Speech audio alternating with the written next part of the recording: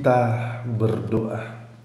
Segala puji syukur kami panjatkan kepadamu ya Tuhan, atas berkat-Mu pada hari ini, sehingga kami bisa bangun dari tidur kami tanpa kekurangan satu apapun. Sebelum kami Tuhan melakukan aktivitas kami ingin mendengarkan firman-Mu. Buka hati dan pikiran kami, supaya kami bisa melakukan firman-Mu di dalam kehidupan kami masing-masing. Dalam Kristus Yesus kami berdoa dan mengucap syukur. Amin. Amanginang, remaja Naposo Bulung yang terkasih di dalam Kristus Yesus, renungan harian kita tertulis dalam Kisah Para Rasul 16 ayat 25. Demikianlah bunyinya. Tetapi kira-kira tengah malam, Paulus dan Silas berdoa dan menyanyikan puji-pujian kepada Allah, dan orang-orang hukuman lain mendengarkan mereka. Demikianlah firman Tuhan. Amanginang, remaja Naposo Bulung yang terkasih dalam Kristus Yesus, Kitab Para Rasul adalah kitab yang menjelaskan bagaimana keadaan atau kondisi para rasul dalam memberitakan Injil.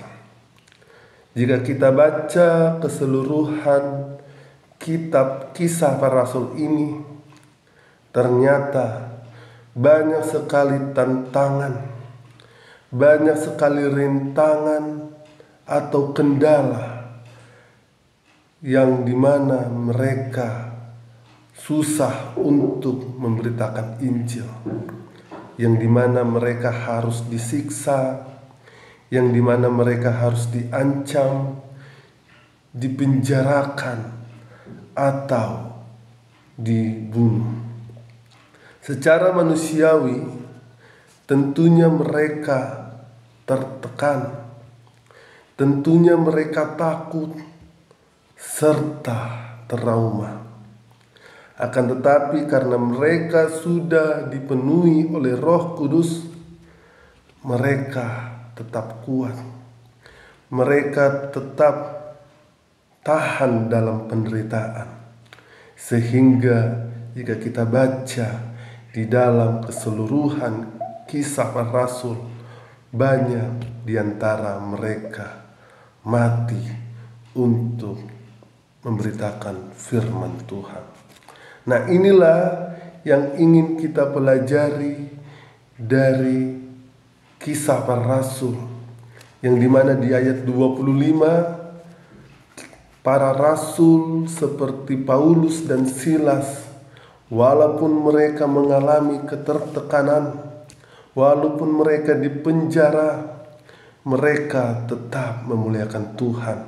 Seperti yang dikatakan di ayat 25 tadi, tetapi kira-kira tengah malam, Paulus dan Silas berdoa dan menyanyikan puji-pujian kepada Allah, dan orang-orang hukuman lain mendengarkan mereka. Inilah suatu respon Paulus dan Silas, walaupun mereka mengalami yang namanya ketertekanan, mereka tetap memuliakan Tuhan dan memuji Tuhan di dalam kehidupannya.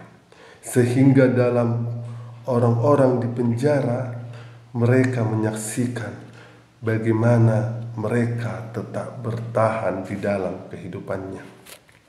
Amanginang, remaja Naposo Bulung yang terkasih dalam Kristus Yesus, yang dapat kita pelajari dari nats ini, bagaimana ingin mengajarkan kita agar tetap memuliakan Tuhan di dalam penderitaan.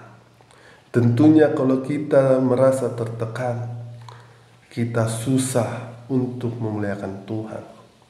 kita susah untuk berdoa kepada Tuhan.